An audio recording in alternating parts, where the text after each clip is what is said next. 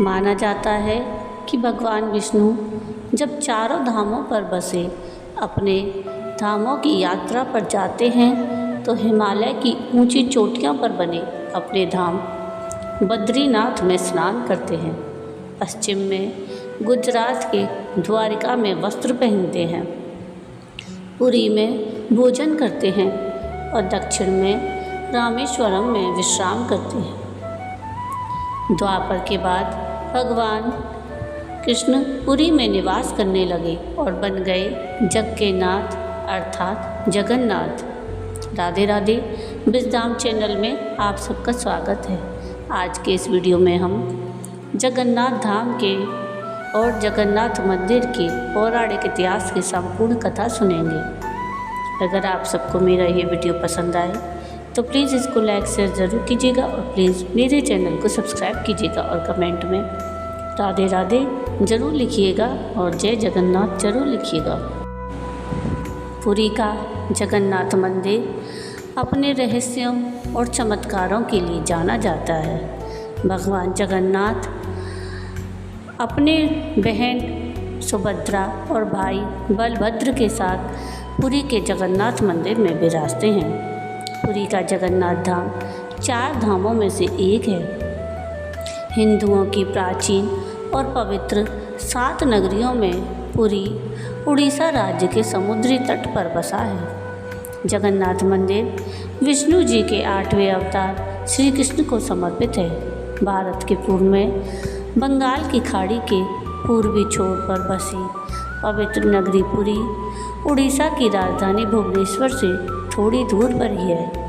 आज का उड़ीसा राज्य प्राचीन काल में उत्कल प्रदेश के नाम से जाना जाता था। पुराणों में इसे धरती का बैकुंठ कहा गया है। यह भगवान विष्णु के 4 धामों में से एक है। इसे श्री क्षेत्र, श्री पुरुषोत्तम क्षेत्र, शाक क्षेत्र, नीलांचल, नीलगिरी और श्री जगन्नाथपुरी के नाम से जाना जाता है। यहाँ लक्ष्मीपति विष्णु जी ने तरह तरह की लीलाएं की थी। ब्रह्म पुराण और स्कंद पुराण के अनुसार यहाँ भगवान विष्णु पुरुषोत्तम नील माधव के रूप में अवतरित हुए और सबर जनजाति के परम पूज्य देवता बन गए। सबर जनजाति के देवता होने के कारण यहाँ भगवान जगन्नाथ का रूप कबीलाई देवताओं की तरह है। पहले कबीले के लोग अपने देवताओं की मूर्तियों को काष्ठ से बनाते थे। जगन्नाथ मंदिर में सबर जनजातियों के पुजारियों के अलावा ब्राह्मण पुजारी भी है। ज्येष्ठ पूर्णिमा से आषाढ़ की पूर्णिमा तक सबर जनजाति के दैतापति जगन्नाथ जी की सारी रीतियाँ करते हैं। पुराणों के अनुसार नीलगिरी में पुरुषोत्तम हरि की पूजा की जाती है। पुरुषोत्तम हरि को यहाँ भगवान राम का रूप माना गया है। सबसे प्राचीन मत्स्य पुराण में लिखा है कि पुरुषोत्तम क्षेत्र की देवी विमला है और यहाँ उनकी पूजा की जाती है। रामायण के उत्तराखंड के अनुसार भगवान राम ने रावण के भाई विभीषण को अपने इक्ष्वाकु वंश के कुल देवता भगवान जगन्नाथ की आराधना करने को कहा। आज भी पुरी के श्री मंदिर में विभीषण वंदापना की परंपरा कायम है। स्कंद पुराण में पुरी धाम का भौगोलिक वर्णन मिलता है। स्कंद पुराण के अनुसार पुरी एक दक्षिणवर्ती शंख की तरह है और यह 5 कोस यानी 16 किलोमीटर के क्षेत्र में फैला है। माना जाता है कि इसका लगभग 2 कोस क्षेत्र बंगाल की खाड़ी में डूब चुका है।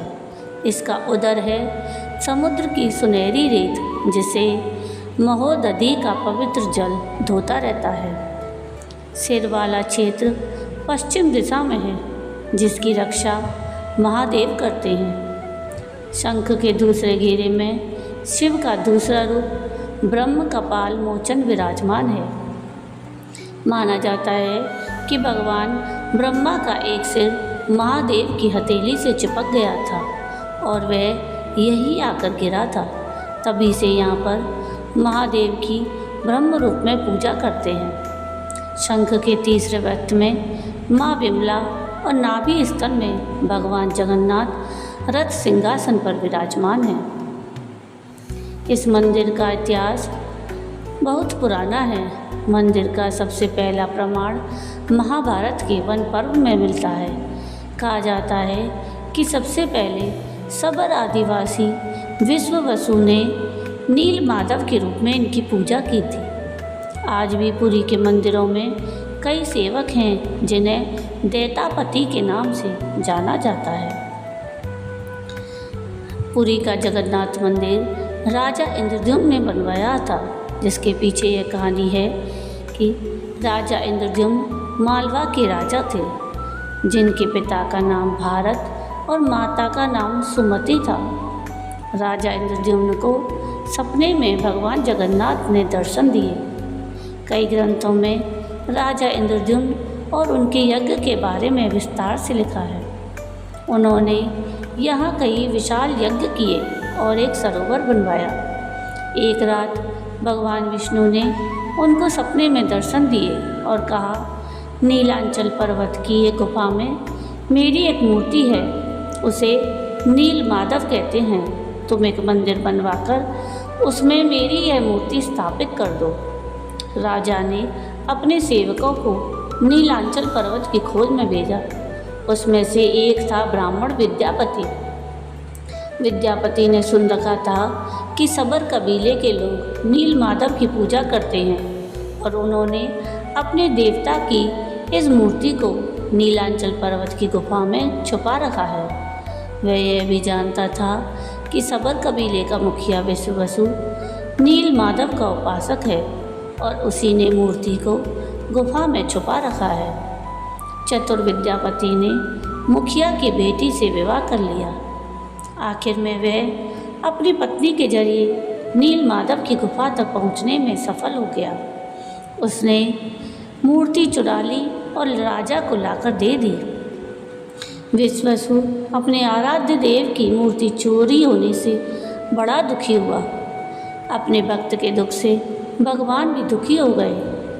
भगवान गुफा में लौट गए, लेकिन साथ ही राजा इंद्रद्युम्न से वादा किया कि वो एक दिन उनके पास जरूर लौटेंगे, बशर्ते कि वो एक दिन उनके लिए विशाल मंदिर बनवा दें।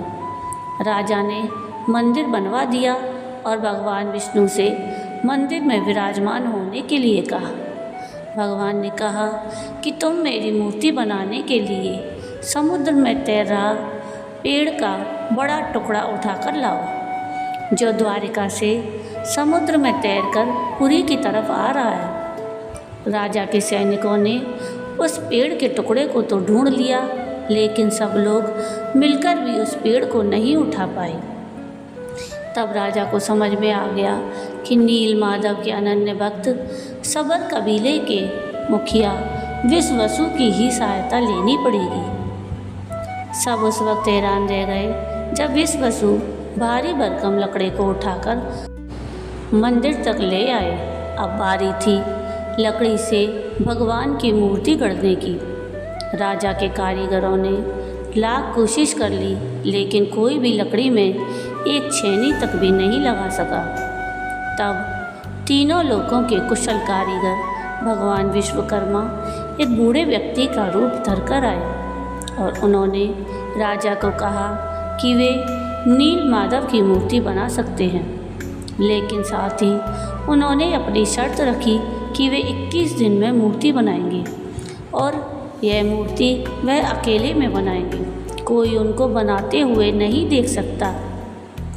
उनकी शर्त मान ली गई। लोगों को आरी, छेनी, हथौड़ी की आवाज़ें आती रहीं। राजा इंद्रद्युम्न की रानी गुंडीचा अपने को रोक नहीं पाई। वह उस दरवाजे के पास गई जहाँ विश्वकर्मा मूर्तियाँ बना रहे थे। वहाँ उन्हें कोई आवाज़ सुनाई नहीं दी। वह घबरा गई। उन्हें लगा कहीं बूढ़े कारीगर मर तो नहीं गए या उन्हें कुछ हो तो नहीं गया। उन्होंने राजा को इसकी सूचना दी कि अंदर से कोई आवाज़ नहीं आ रही, तो राजा को भी ऐसा ही लगा। सभी शर्तों और चेतावनियों को दरकिनार करते हुए राजा ने कमरे का दरवाज़ा खोलने का आदेश दे दिया।